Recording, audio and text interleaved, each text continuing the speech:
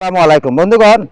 চট্টগ্রামে আজকে মঙ্গলবারে বাড়ি থেকে অতি ভারী বর্ষণ হচ্ছে। এই যে দেখুন, এখানে ভারী বর্ষণের পানি জমট হয়ে গেছে। পানি জমটের কারণে এখানে এইগুলো হলো কৃষি জমিন কিন্তু পানিতে তলিয়ে গেছে। পানিতে তলিয়ে যাওয়ার কারণে এই যে দেখুন, এখন আবার থেমে থেমে ভারী বর্ষণ হচ্ছে।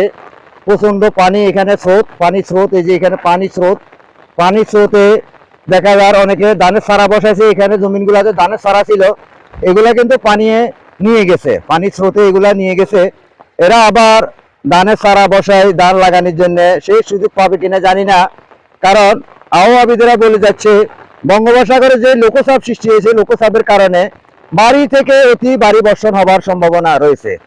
তাই বন্ধুগণ, আপনারা যেখান থেকে ভিডিওগুলো দেখতেছেন, আশা করি আপনারা সবাই উপভোগ করবেন। আপনাদের এলাকায় কিরকম অবশ্যই কমেন্ট করে জানাবেন।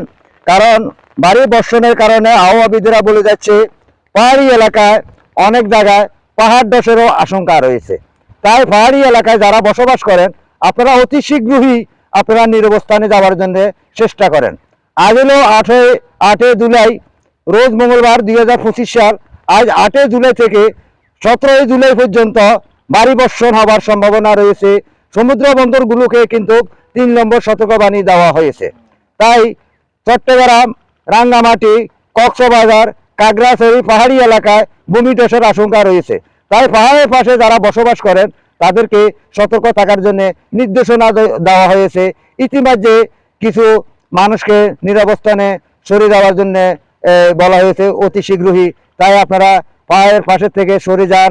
ভূমি ধসের আশঙ্কায় আপনার সপরিবারত মাটির নিচে চাপা পড়তে পারেন।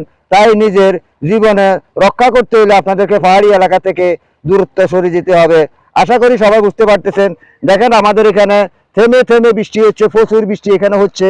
তাই বন্ধুগণ, আপনারা সবসময় আবহাওয়াবিদদের খবরগুলো শুনবেন, অন্যদেরকেও শোনার জন্য সুযোগ করে দেবেন। সকলকে সেই প্রত্যাশা জানিয়ে এখান থেকে বিদায় নিচ্ছি। আসসালামু আলাইকুম ওয়া রাহমাতুল্লাহি ওয়া বারাকাতুহু।